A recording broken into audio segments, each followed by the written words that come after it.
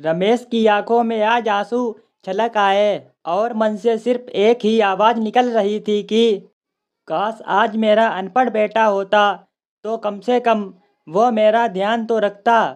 Hello दोस्तों, इस कहानी को सुनने के बाद इस कहानी का पार्ट 1 जरूर सुने। गरीब किसान और लालची बाप की कहानी पार्ट 2। तभी रमेश वहां आकर के अपने छोटे बेटे सुंदर से कहा, बेटा, बड़े बेटे और बहू तो हमें छोड़कर चले गए, अब तुम लोग भी जा रहे हो, अब हम अकेले यहाँ कैसे रहेंगे? बेटा ऐसा करो, हमें भी अपने साथ लेते चलो। सुंदर ने प्रत्युत्तर में कहा, बापू आप जानते तो हैं शहर का वास्ता है, अभी लोग खुद किराए पर रह रहे हैं और आपको कैसे रखेंगे? वैसे भी बापू हमारे पास ये इतना बड़ा घर, इसे किसके हवाले छोड़ कर जाएंगे? रमेश ने निवेदन किया, बेटा इतने बड़े घर में मैं अकेले रह कर क्या करूँगा? अरे मुझसे तो कुछ किया भी नहीं जाता है, मेरी देखभाल कौन करेगा? सुंदर ने रमेश को समझाते हुए कहा, बापू आप चिंता मत करो, हम इस घर को बेचकर शहर में एक नया घर ले रहे हैं। बस वह यहाँ ये घर बेचेंगे और वहाँ नया घर खरीद लेंगे। हाँ बापू, यही 2-4 दिन में सेठ इस घर को खरीदने आएगा। आप घर के कागजात पर साइन कर देना और सेठ से 3 लाख रुपए भी ले लेना और शहर चले आना। और जब शहर पहुँच जाओ तो ये रहा मेरा नंबर, हमें कॉल कर देना, मैं तुम्हें लेने या आ जाऊँगा। आप चिंता मत करो, बस 2-4 दिन की ही तो बात है। और फिर सुंदर रमेश को अपने गले से लगाता है और उनके पैर छूकर वहाँ से चला जाता है। आज इतने बड़े घर में रमेश अकेला था। जब उसे भूख लगी तो उसने रोटी बनाने के लिए आटा गूंधा। बूढ़े हाथों में इतनी जान कहाँ थी कि जो आटा भी सही से गूंधा जाए। आज उसे अपने बड़े बेटे राहुल की याद रह रह कर आ रही थी। यादों का सैलाब जब ज़्यादा हो गया तो उसे अपनी आंखों के सामने राहुल का अक्स नज़र आने लगा। वो राहुल का आटा गूंदना और रोटी बनाना एक एक करके सभी दृश्य उसकी आंखों में तैरने लगे। उसकी बूढ़ी आंखों में आज आंसू छलक उठे और मन से सिर्फ एक ही आवाज़ निकल रही थी कि काश आज मेरा अनपढ़ बेटा होता तो उसकी शादी होती और एक अनपढ़ बहू इस घर में आती। कम से कम वो अपने घर में तो रहती और खाना बनाती। राहुल मेरा घर का सारा काम करता और मैं पहले की तरह ही कुर्सी डालकर बैठे अखबार पढ़ता। परंतु अब सपनों को देखने से होने वाला क्या है?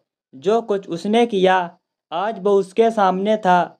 2-4 दिन यूं ही गुजर गए और वो दिन भी आ गया जिस दिन सेठ ने रुपए देने के लिए कहा था। सेठ ने घर के कागज पर साइन करा लिए और रमेश को 3 लाख रुपए दे दिए।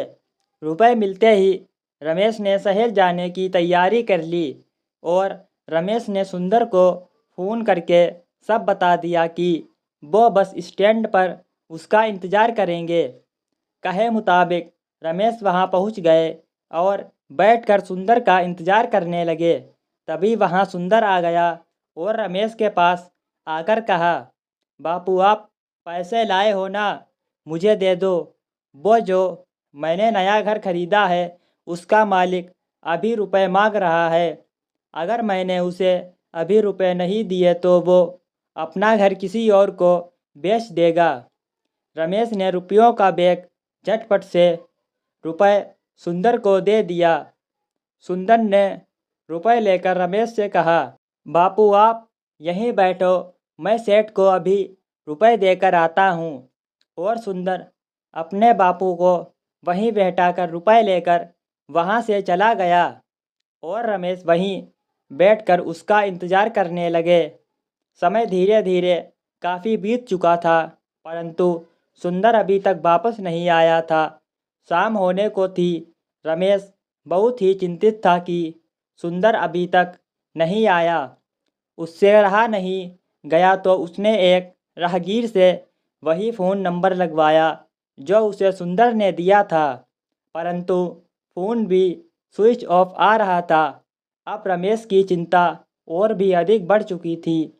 वो हताश बैठा ही हुआ था कि तभी उसे एक मोटरसाइकिल आते हुए दिखाई दी जिस पर सुंदर बैठा हुआ था। वह दूर से ही सुंदर को आवाज़ लगाने लगा, परंतु सुंदर रमेश को पास से देखता हुआ निकल गया। आज सुंदर ने उसे बहुत बड़ा धोखा दे दिया था जिसकी उम्मीद रमेश को बिल्कुल भी ना थी। अब रमेश वहीं बैठकर रोने लगा। अब अंधेरा काफ़ी ढल चुका था। रमेश के पास 100 रुपये थे जो उसके घर वापस आने के किराए के लिए उपयुक्त थे। रमेश बस में बैठकर घर आ गया। घर क्या, गांव आ गया, क्योंकि अब घर तो सेठ का हो चुका था। अब उसके पास घर नहीं था तो रात को अकेले गांव की चौपाल पर बैठकर काफ़ी देर तक रोता रहा। फिर अपने आंसू को पोंछ कर उठा और हाथों में एक रस्सी लेकर उसी नीम के पेड़ के पास गया जहां राहुल ने आत्महत्या की थी। उसी पेड़ के नीचे बैठ के दहाड़े मारकर रोने लगा और रोते हुए कहा, बेटा राहुल, आज मेरे लिए खाना बनाने वाला कोई नहीं है। आज तेरा बाप इतना बूढ़ा हो गया है कि अपने हाथों से अपने लिए खाना भी नहीं बना पाता है। आज बहुत अरसे हो गए हैं तेरे हाथ का खाना खाए। आज फिर से तेरा बाप तेरे हाथ का खाना खाना चाहता है। खिलाएगा ना बेटा?